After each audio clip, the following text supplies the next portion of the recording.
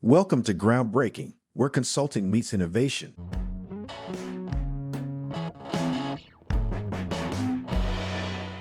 Welcome back to Groundbreaking, where consulting meets innovation. My name is Jad Sobh. And I'm Peter Nabhan, and Jad and I work for ECS Group of Companies, a nationwide engineering consulting firm. Today, we have brought on two industry experts offering their insights on the world of research and development, also known as R&D. I want to just give a quick introduction about our extraordinary thought leaders. Dr. Oliver Denzel Taylor is a geotechnical principal engineer at ECS and adjunct professor at Mississippi State University with a robust career in geotechnical research, military service, and academic leadership focused on advancing R&D in his field. Dr. Beena Ajmera is an assistant professor at Iowa State University, an award-winning civil engineer with expertise in geotechnical engineering and a mentor and leader in the geotechnical R&D academic community. Welcome. It's great to have you all on our show. Let's just take a quick second. Oliver, did we miss anything? Are we good? The only thing that I could say that you could add to that would be that I am actually the head of R&D here at ECS. So if you want to throw that in there, you can. All right. Head of R&D at ECS. Beena, what about you? Did we get everything? I think you're good. Yeah, you're making me sound better than I actually am. So I think we're good. Excellent. All right. So I want to say again, thank you both for being on the show today. And I want to get us going with the basics. We're talking about R&D on this episode. So Beena, I want to ask you the first question. How do you define research and development, or for short R&D, and why is it so important for our industry? So R&D can take many shapes and forms. I think it's from an academic perspective, we tend to view it as this very theoretical, very basic. You're trying to develop and come up with something new. But that's not really the case. R&D spans the entire spectrum. It's how do you do something better? It's being inquisitive about something. It's just trying to innovate even everyday things to try to make them easier, more efficient, to doing something extremely new and novel that's developing a new medicine to a new engineering way of doing something. So I think it spans the whole spectrum. For the engineering community, I think it's very important because that's how we continue to advance. That's how we continue to make the workplace safer, to make infrastructure that's more sustainable, that's more resilient. That's how we continue to be a better profession, is through the R&D process. Absolutely. Yeah, that sounds like R&D is the essence of us moving the industry forward. And if I hear you correctly, you feel like that's at the core of a lot of things that we do. And I want to take it back to something that's more tangible for folks like us in this space. How have you used R&D in the past to create reliable testing procedures for, let's say, CMT or material testing? So I'll give a couple examples. I'll give one that's a little bit near and dear to my heart right now, which is a temperature-controlled direct shear device. And it's interesting because there's a lot of focus on work these days under the spectrum of climate change and trying to deal with climate change. And that's particularly important for us as civil engineers to try to look at how does climate change impact everything we're building, all the materials we're working with, and soils as something that I work with. So the temperature controlled direct shear device lets us do very cheap, very quick tests on something that's already available in most commercial geotechnical labs. It's allowing us to gain some properties and insights into information that we were estimating or trying to use our judgment on. And we now have tangible measurements, which makes our designs better and safer and more economical. And it's good for both the people that are using that infrastructure as well as the owners that are putting that infrastructure in place. Absolutely. So you're essentially trying to project what could happen in a future scenario with climate change. And so your testing is more significant from that standpoint, which I think is very cool, very fascinating. Yeah, and these projects sound super important to constantly improving, our construction materials testing abilities. We've often heard of the term Valley of Death. It's used to describe a challenging phase where promising research kind of struggles to transition, from the lab to commercial applications. Oliver, would you elaborate on why this occurs in R&D? Sure. I mean, the Valley of Death is kind of a nice nomenclature, if you will, for how do you take something from theoretical to practice, right? So a lot of R&D, when we think about R&D, right, we lump it together, research and development. It's actually two different things. There's research and a separate component is development. So if we think about the Valley of Death and what it really is, it's where the research doesn't transition to development, which then doesn't transition to practice. So you get something that is too complex for people to understand. It does not translate into practice, therefore it goes away. That's one problem or one avenue into the Valley of Death in which good ideas literally go to die. And that's where they will stay. They never materialize. One of the problems in the R&D field is you get people that are so niche or specific to their focus of research that they don't want to give it up or make it something new, right? They want to keep doing the same thing and studying this very small point. And that research then never gets used. It's just all the knowledge is contained. So if you can't disseminate the knowledge, then it doesn't matter how good your idea is. It doesn't matter how great your widget is. It doesn't work. It's no good. And that's really what the Valley of Death. And the thing that I must stress here is when we talk R&D, there's a timeline associated with it.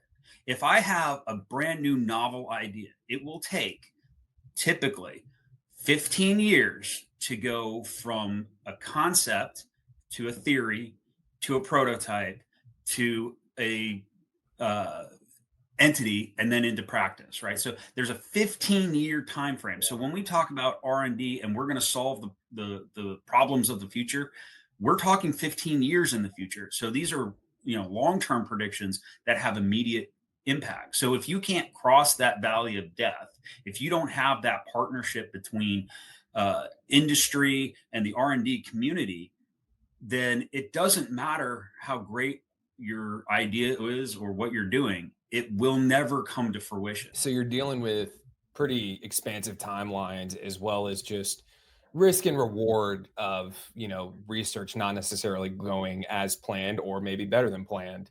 And that kind of leads me into this next question, Oliver, which is, how has working in R&D kind of changed your perspective on failure?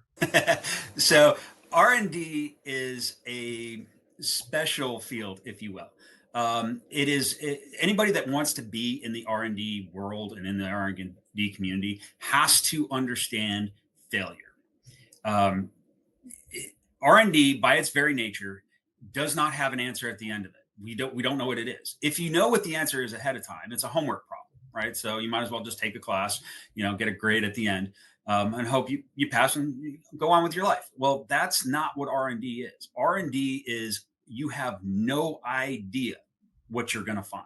You have a theory or a concept, and you're going to develop that concept to something that is testable. You're going to test it. That testing, if you do it and design it correctly, you don't know the outcome. It is going to inform you and change your decision. Now, that can result in a failure, which is one of my favorite things, because you learn more about the thing that you were actually studying than if it succeeded, right? So if you always succeeded, you're probably not doing anything innovative. There's a disconnect there, right? And I like to use one of my most favorite personal examples of failure in the R&D community. When I started, I was about mid-level at this point. I got my first theoretical R&D project, and that was on the mechanics of near-surface soils. And I was, I would say, arrogant enough, which is a trait you must have in R&D, that I could solve this problem. And this problem is in the profession, we've thrown away the upper 5 feet of soil. We don't count it for anything because it's a really tough problem. And I was like, oh, I can solve that. Give me 3 years and a few $1 million and I got it, no problem. So I got it. I got the project. They funded me for 3 years, several $1,000,000 to do it. And at the end of 3 years, I had to stand up in front of the entire community and go, I failed. Everything that I tried failed. But here's why it failed. And that's the nature behind R&D is you can fail, but you need to learn something. And what I learned along the way was these were all the gaps that I had to fill in order to even be able to study this type of material. And that got more research, more funding, and more years to study and tackle this problem. But I ended up having to go back to square one. I had to reinvent the testing equipment to even be able to study this problem. And but that all came from failure. You have to realize that 98% of R&D is a failure. You might have one good success in your career, but that doesn't mean that it's wasted. It doesn't mean that you haven't made advances elsewhere. It just means that that concept was a failure. If I take, well, I'm going to take an idea, another example here.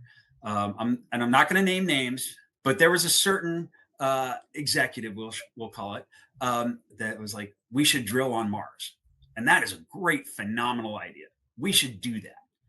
But that's an idea, right? So if I think about that idea or that concept in an R&D setting, what are all the things that I have to solve before I can even get there, right? So my 15-year plan is to get out onto Mars doing coring, right? Drilling, completely automated, obviously.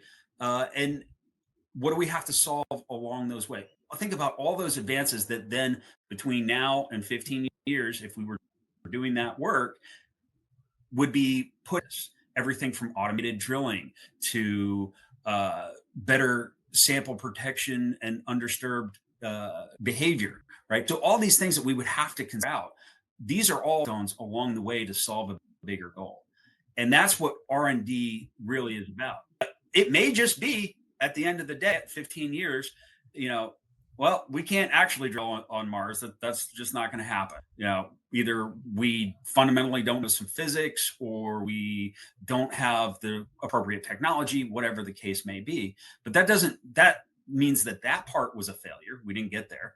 But all the things that we learned along the way were not. And that's what failure in R&D is really about. It's about pushing the boundaries. And if you're not failing, you're not pushing a boundary. Gotcha. So you kind of talked about that personality trait, character trait of arrogance. But what about using, maybe your creative or curious side to kind of come up in R&D and use those as well? So in order to excel in R&D, it takes a kind of a certain personality trait. Okay, you must have a thick skin and a willingness to fail. You will be told no more times in R&D than you could ever possibly think of. Right? I have told no to my kids when they were toddlers less times than I have been told no in the R&D world. Right? Yeah. So just keep that in mind. You must have a thick skin, but you also must be inquisitive. Right? You have to have an innate desire to question everything that is being done. Right? You can't go into R&D with a mindset that these are solved anything. Right? So you have to have an inquisitive mind. You have to have an open mind. You cannot go into R&D and say, all right, I am going to change this thing and it's going to work and it all will be well. Like I'm going to create the greatest widget ever. And that's not how R&D works. You can set out as a goal to do something, but you have to follow the scientific method, which is the really a third trait that you need to have is the willingness to have enough self-control to adhere to the scientific method, because that is the only thing that you actually have in R&D that is concrete, that becomes your truth. If your scientific method falters in any way, you don't have a R&D. You've skewed or biased your results. So the person that can excel in R&D is one with a thick skin, one that is inquisitive in nature, and one that is willing to adhere strictly to the scientific method. Now, what I didn't mention is anything about a degree or anything about an intelligence level or anything like that. R&D can come from anybody. And this is, one of the biggest misnomers out there. But R&D blanketly can come from anybody. One of the best researchers I've ever come across in my entire life, again, I'm not going to name names, but he is does not have a degree at all, zero. Yet he intuitively could understand complex physical processes that people with PhDs barely could keep up with. And it took me, when I was back at my old job, it took me 3 years of working with this individual to finally understand what he was describing to me and the physics behind it. And it was incredibly complicated, incredibly complex. A lot of it I didn't understand until I had to go and learn the material. But, if you looked at him on paper, he would never be allowed near, a chalkboard. But he's one of the most brilliant minds that I've come across. So one of the key things is that's not a requirement for R&D. Like the papers on the wall, the diplomas, that's not a requirement. Does it get you in the door? Yes. But is it a requirement? No. It's your innate characteristics. I also don't think that the diplomas on the wall, what looks on paper to be a quote unquote good R&D person isn't necessarily what's going to make you successful, right? It's not what's going to lead you to a breakthrough in the area or to advance the area in any way. I think it's that ability to say, okay, you said no to this, let's try this, or this didn't work out, let's try this, or hey, I got this really cool idea from the way an artist was doing something. Maybe it'll work in this engineering sense. And it's that ability to explore and connect different areas from whatever walks of life you're coming from that makes you, I think, a successful person in the R&D world. And one other thing I would like to stress here is that people who are innately driven into the field of R&D cannot shut their brains off, right? There's no off switch in your brain. And that's one of the key precursors, if you will, to knowing, am I going to be an R&D or would I be okay in this field or what, right? So your brain never switches off. I can't tell you how many family vacations I've been at or kids sporting events or recitals, a whole 9 yards, where I'm like, oh, wait a second, this is phenomenal. I've had a mathematical breakthrough. And everybody around me is like, really? You do realize it's like 2:00 on a Sunday. It's not the time. It's not the time. Exactly. Now is not the time. Right? You wake up in the middle of the night going, oh my goodness, I've just now solved this thing that's been bothering me for 2 months. Right. And you have to go do it. Right. It's a compulsion, if you will. It's a not a 9-to-5 job. And if you're okay with that, then that's the right field for you. But it is very much you cannot shut this off because it is innate to you. That's true. And I think what both of you are describing sounds a lot like entrepreneurship, but in a scientific term. Is that right?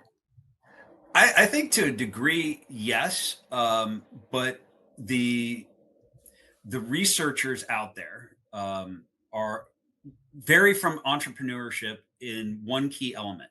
You're not driven by dollars and cents. You're not driven by an economic anything. The curiosity cannot be motivated by anything other than the sheer scientific unknown, if you will, right? The joy that you get is here is like, for example, a mathematical equation, right? How many people wake up in the morning and go, math was awesome last night? I am like the super happiest person in the world. I don't care about this roller coaster and theme park idea that you want to go to. I want to sit down and doodle out differential equations. I mean, I go to theme parks and I have, literature with me in my purse so that I can actually read it, because the roller coaster might be a little too boring, right? It's just sitting there and it's like, this is more exciting than the roller coaster is. And I have people that can back me up that I actually do have literature with me when I go to a theme park. That makes me really happy that you both really enjoy what you do, and it doesn't matter where you are. You're always seeing the world in mathematical equation. Well, it's not just math, but it's seeing the world from that curiosity perspective. Oh, we know what's going on. Um, my brother and I went to the beach not too long ago, and I was sitting there looking at the anchoring that was done along some of the rock faces instead of paying attention to the supposedly calm beach. And he's like, "You're looking the wrong direction. The view is out that way." And so I think that's part of being in R&D is your brain is never turned off. It feels like you always want to solve problems. Well, I think it's more not necessarily I want to solve a problem. I think the it's a compulsion to solve a problem. It's not a want implies that this is something that I could turn off. It's not. It's a compulsion to solve it. And one of the greatest things about or seeing the world in this way is, and I tell my students in classes all the time, the answer is always found in nature. It's out there. The answer is written in what you can see, poke, prod, uh, and observe. Right. That's why there's a scientific method. The answer is there. It's how in tune are you to opening your eyes to see the answer for what it is, and then being able to recreate that on a at will basis. And that's really, when you talk about who is a person for R&D, that's the person. So understanding that you're trying to understand nature around you, and at the same time you're learning from nature on how to implement that same process to potentially solve other problems. Correct. And remember, those problems are 15 years in the future. So you have to be something of a witch, right? You're prophesizing the future. That's why if I look at the discipline of physics, I like using physics as a discipline for this exact reason. They bifurcated that discipline many, many, many, many years ago, well over 100 years ago, into you have theoretical physicists and then you have experimental physicists. Your theoretical physicists, they're wandering around the woods coming up with like new dimensions. And then your experimentalists are there to prove or disprove these different theories such that you can arrive at a more uniform fundamental law or understanding. That makes a lot of sense. So now I want to open up to the both of you. If you have any advice, let's say we have people at ECS or other listeners that want to get involved and engaged with R&D, what kind of advice are you able to provide to them? Well, I'm going to say that I don't think, except for a natural curiosity, I don't think there's anything you need as a prerequisite to get engaged in R&D. Some of the best researchers in my group have been, high school and incoming freshmen that have no engineering training. They're just curious. They want to know how something works. They want to play with that. They want to, poke and prod at something and explore what it does. And I think that makes them very excited. I think part of the playing with it is kind of knowing where you want to go with that. And for that, I think you need a mentor, someone who's going to tell you, hey, it's okay to fail, but at the same time, help you explore some avenues, help you build that ability to continue to see the creativity and to see the innovation in what you're doing. So it's a combination. It sounds like it's a combination of mentorship and an ability to be curious, having people that will mentor you through the process, and maybe seeking out those mentors. And how would you say you can find those mentors, Beena? Let's say someone I mean, at ECS, we have an R&D lead, Oliver, but how would you be able to find them if you're just entering the industry? So I think there's a little bit of, you need to know what you want, right? There's no one who can sit there and mentor you into the R&D world, right? That's not something that can be trained. It's something that like Oliver has already alluded to, and I know I'm stealing his thunder, is that it's a compulsion. It's something you're very excited to do. And yes, there will be mentors that recognize that you have that desire and that curiosity and that willingness to keep pursuing something despite failing. And, I'm lucky enough to be in the field because someone saw that in me, and it would have taken me years before I realized this is where I was supposed to be.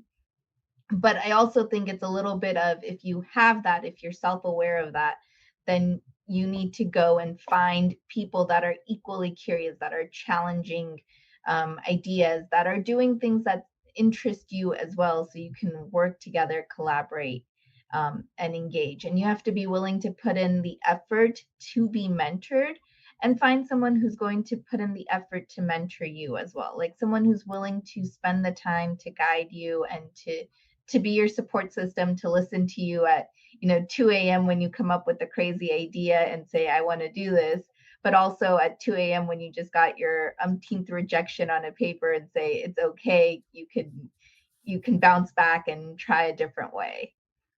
And I need to add to that, or else my compulsion is going to take over and it's going to be very bad for everybody. The idea of a mentor is absolutely crucial. It is the gateway, right? But as a mentor, and I would say anybody at ECS that wants to get into R&D can contact me. Open door policy for it. But a mentor is not going to seek you out. I cannot go out and seek that R&D, the next generation of R&D, or the next individual. That just cannot happen because of the innate characteristics that are required to thrive. So you have to take the initiative, and most of R&D is you taking initiative on your own, but you have to take the initiative to find that mentor. But you have to come prepared. You cannot just come empty-handed and I want to be in R&D. So I like to put it in terms of, you have a 30-second elevator pitch. Imagine me trapped with you in an elevator going up to the 10th floor. This is how long you have to convince me that I need to listen to you more. And, when I first started, I had the exact same thing. I had, literally on a clock, on a timer, we had 30 seconds to pitch an idea, right? Which, you think about trying to pitch a complex problem in 30 seconds is a very, very daunting task. But if you can boil down your idea to 30 seconds, you have an idea. You've thought about this. You are somebody that I'm going to wake up to and go, hang on, wait a second. You've put a lot of effort into this. I want to hear your story, right? And that's how it starts, is somebody has to want to hear your story. And if you can get that part of your salesmanship down, you will find a mentor. People will take notice. And you have to realize, though, that you may come up and say, I got this great 30-second idea. Boom, here it is. It's well polished. I nailed this one out of the park. And your mentor may go, that is about the dumbest thing I've ever heard, but I like you. And you might go in a completely different direction. So when I first started, I wrote 12 different proposals, and I handed them off to the person that was my mentor. And they looked at them, and in front of me put all 12 of them in the trash can. To this day, they're still in a trash somewhere. They're probably in a landfill.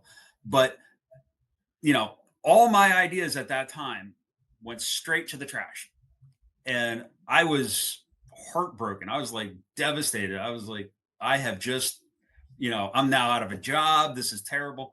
But that individual saw the potential in me, and then was able to mentor me into, this is how you refine those ideas. This is how you attack that research project problem on a scale to get the funding necessary to do everything.